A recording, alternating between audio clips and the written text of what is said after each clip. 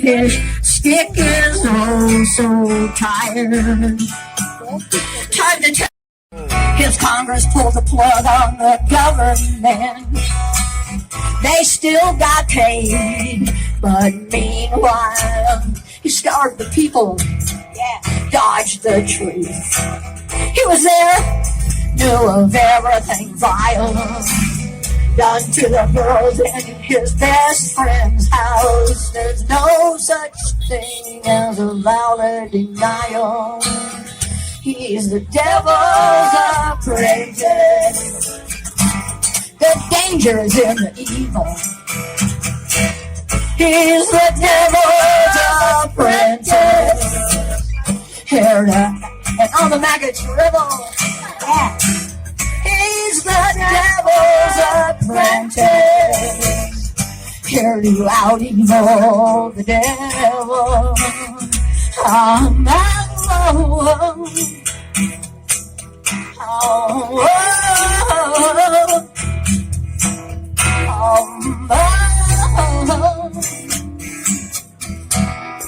Devil's apprentice. You're fired. All right, let me get this picture, ladies. Good afternoon, everybody. Okay.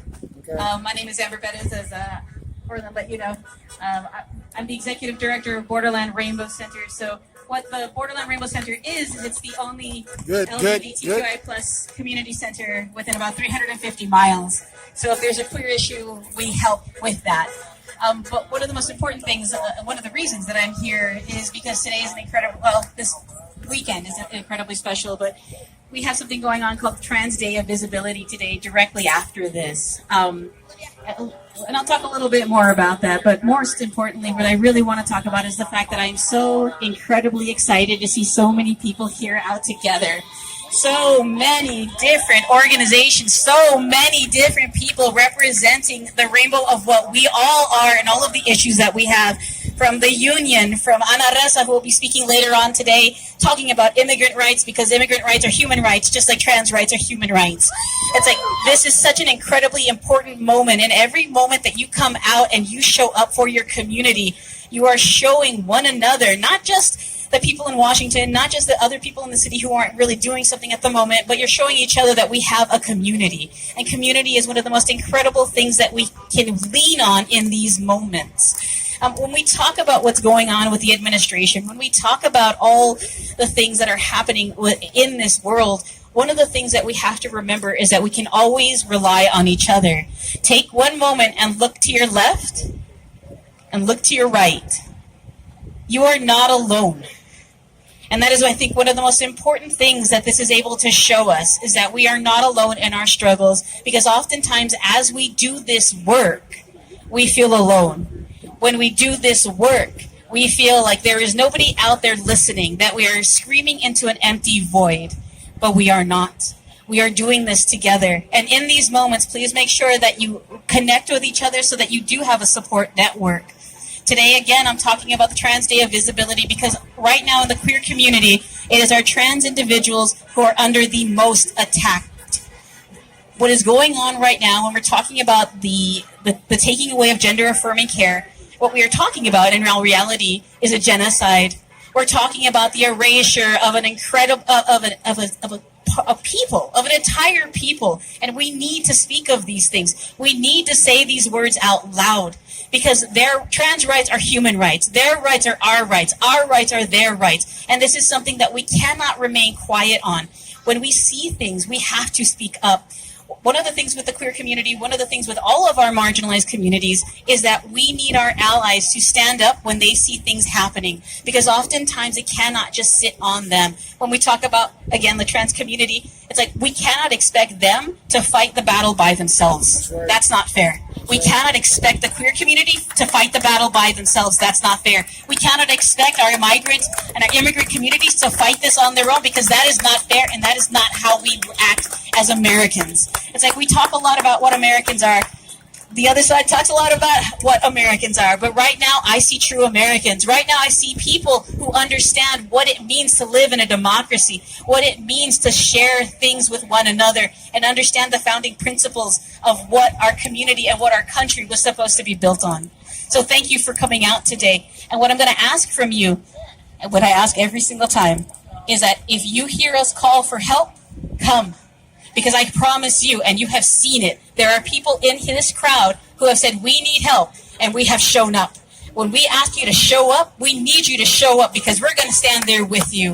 It's like, today we have Trans Day of Visibility at Memorial Park. It literally starts from 1 to 3. So if you can make it, come out. If you can't come out that day, come out on Monday. We have a proclamation at the county. I am inviting you to come. Anytime you see an event that has a rainbow on it, anytime you see the trans flag, I am personally inviting every single one of you to show up. You are our family. And every time you need us, all you got to do is DM us on Insta, and we will be there.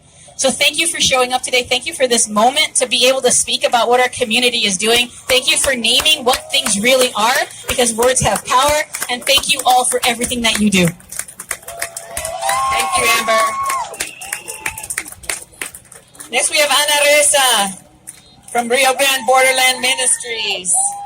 A lot of you, if you're active in social activism in El Paso, you know Ana.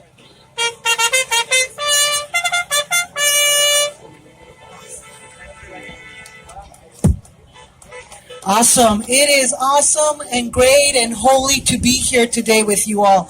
It inspires me because sometimes we are drowned in the hatefulness and the cruelty that we find in every day.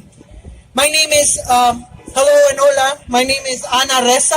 I was born and raised in El Paso. My parents are from Mexico. I grew up and still live in the Lower Valley. I left to study, as many of us have left, to study in San Antonio and Miami. My first job in ministry was in Santa Barbara, California with the Catholic Church. And I've been back over 15 years. I'm a community activist. Why do I tell you all of this? Because it is important we get to know each other, to build community. United, we are stronger. If we don't know each other, it's easy to divide us. We lose power.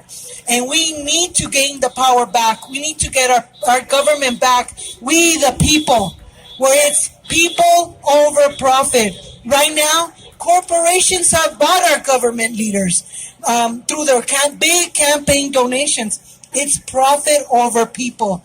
That's why we all are here today. And I want you to know that it's important that we show up and the story continues after that. Continue to be active. Continue to read how you can be involved. I am currently working for the Episcopal Diocese of the Rio Grande. The DRG is all of New Mexico, El Paso region, Fort Stockton, Marfa, Alpine, and the Big Bend region. I'm their bridge chaplain, border chaplain in the Rio Grande ministry.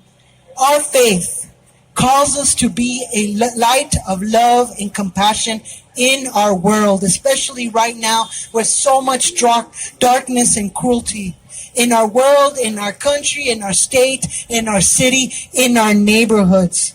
We are called to speak out against injustice. Part of our ministry is to visit migrants in the detention centers at the El Paso Processing Center, Camp East, Montana, located in Fort Bliss. All the people we visit are innocent. They have been criminalized as immigration policies have changed and have excluded them. There have never been a just way for them to be legalized in this country. Detention centers are evil. Lack of freedom of people who try to fight their immigration cases. Lack of dignity as people are treated. Cruelty. They are yelled at constantly. One woman asked the guard, "Do you need to be mean to be hired for this job?" Lack of human rights as people lack adequate meals, as they are not given needed medical care. It's evil, like I mentioned. I visited a woman who is 66 years old. She has been in the country for 30 years. She has an active immigration case. She has a work permit. She was planning to retire next year. Now she sits in a detention center. Her case has been dismissed, but still sits there. She's going on 2 months. She wants to be free. She wants to be back in her community in Minnesota. She wants to be back with her Episcopal community.